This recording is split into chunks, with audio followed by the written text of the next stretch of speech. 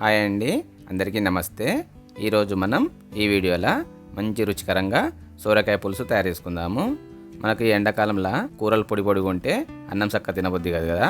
అటువంటప్పుడు మంచి రుచికరంగా సోరకాయ పులుసు తయారు చేసుకోర్రి. 2 ముద్దల అన్నం ఎక్కువనే తింటారు. అట్లనే ఈ సోరకాయలు కూడా శరీరానికి చలవ చేస్తాయి. మీరు కూడా మీ ఇంట్లో ఒకసారి ఈ సోరకాయ పులుసు తయారు చేసుకొని చూడుర్రి, మస్తు మంచిగా ఉంటుంది. ఇక ఇప్పుడు మనం ఈ సోరకాయ పులుసు తయారు చేద్దాము.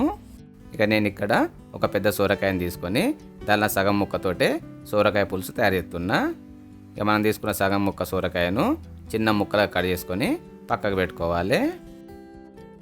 ఇక ఇప్పుడు స్టవ్ మీద కడాయి పెట్టుకొని దీంట్లో 2 పావుల నూనె పోసుకోవాలి. నూనె కొంచెం వేడైనాక చెంచాడు శనగపప్పు, పావు చెంచాడు జీలకర్ర, పావు చెంచాడు ఆవాలు, కొన్ని ఎండుమిరపకాయ ముక్కలు, కొన్ని ఉల్లిపాయ ముక్కలు వేసుకొని తక్కువ మంట మీద ఉల్లిపాయల పచ్చిదనం పోయేదాకా దూరగా వేయించుకోవాలి. ఉల్లిపాయలు ఎర్రగా కూడా అవసరం లేదు. ఇక ఉల్లిపాయలు దూరగా వేగినాక కొన్ని పచ్చిమిరపకాయ ముక్కలు, కొంచెం కరివేపాకు వేసుకొని వీటిని కూడా దూరగా వేయించుకోవాలి. ఇక పచ్చిమిరపకాయలు కరివేపాకు వేగినాక సగం చెంచాడు అల్లం పేస్ట్ కూడా వేసుకోవాలి. వేసుకొని ఈ అల్లం పేస్ట్ని కూడా దూరగా వేయించుకోవాలి. ఇవన్నీ మంచిగా వేగినాయి కదా. ఇప్పుడు దీంట్లో మనం కట్ చేసుకున్న సోరకాయ ముక్కలు వేసుకోవాలి. అట్లనే పావు చెంచాడు పసుపు వేసుకొని అన్నీ మంచిగా కలిసిపోయేటట్టు కలుపుకోవాలి. ఇక అన్నిటిని కలుపుకున్నాం కదా. కలుపుకున్నాక 1 నిమిషం పాటు ఈ సోరకాయ ముక్కలను నూనెలో వేగనియాలి. ఇక సోరకాయ ముక్కలు నూనెలో వేగినాక 1 కప్పు నీళ్ళను పోసుకోవాలి. నీళ్ళను పోసుకొని అన్నిటిని ఒకసారి కలుపుకొని మామూలు మంట మీద 2 నిమిషాల పాటు ఈ సోరకాయ ముక్కలను ఉడకనియాలి. ఇక 2 నిమిషాలు అయినాక అన్నిటిని ఒకసారి కలుపుకొని ఈ సోరకాయ ముక్కలు ఉడికినాయి చూసుకోవాలి. చెంచాతో ఇట్లా కట్ చేస్తే కట్ కావాలి.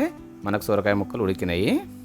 ఇక ఇప్పుడు దీంట్లో 1 టమాటాను ముక్కలుగా కట్ చేసుకొని వేసుకోవాలి.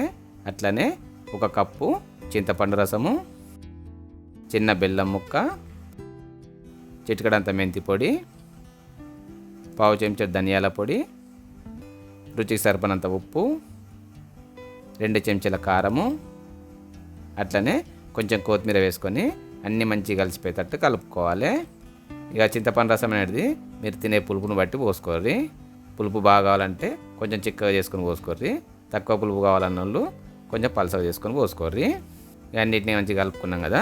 ఇక ఇప్పుడు దీంట్లో మళ్ళీ 1 కప్పు నీళ్ళను పోసుకొని మళ్ళీ ఒకసారి కలుపుకొని స్టవ్ మంట తక్కువ పెట్టుకొని దీని మీద ఒక మూత పెట్టి తక్కువ మంట మీద 10 నిమిషాల పాటు ఉడికించుకోవాలి.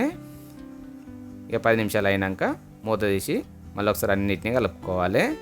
ఇక అన్నిటిని కలుపుకున్నాక ఒకసారి చూసుకోవాలి సోరకాయ పులుసు అనేది మనకు సరిపోయినంత చిక్కగా ఉందా లేదా అని. ఒకవేళ మనకు సరిపోయినంత చిక్కగా ఉంటే ఇప్పుడు దీంట్లో కొంచెం కొత్తిమీర వేసుకొని మళ్ళీ ఒకసారి అన్నిటిని కలుపుకొని స్టవ్ బంద్ చేసి దించి పక్కకు పెట్టుకోవాలి. ఇంతే, మనకు మంచి రుచికరమైన సోరకాయ పులుసు తయారైపోయింది. చూసిరు కదా సోరకాయ పులుసు ఎంత మంచి తయారైందో. ఇలా పెద్ద పనేం లేదు. మెల్ల నిమ్మలంగా చేసుకుంటే మంచి రుచికరమైన సోరకాయ పులుసు తయారవుతుంది. ఇక ఎండాకాలంలో కూరలు పొడి పొడిగా ఉంటే అన్నం తినబుద్ది కాదు కదా. అటువంటప్పుడు ఇట్లా సోరకాయ పులుసు చేసుకొని తినూరి. 2 ముద్దల అన్నం ఎక్కువనే తింటారు.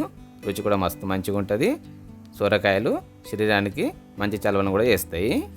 ఇక వీడియో నచ్చితే లైక్ చేయిర్రి, షేర్ చేయిర్రి, కామెంట్ చేయిర్రి. అట్లనే మన ఛానల్ని సబ్స్క్రైబ్ చేసుకొని పక్కకున్న బెల్ బటన్ కూడా కొట్టుర్రి.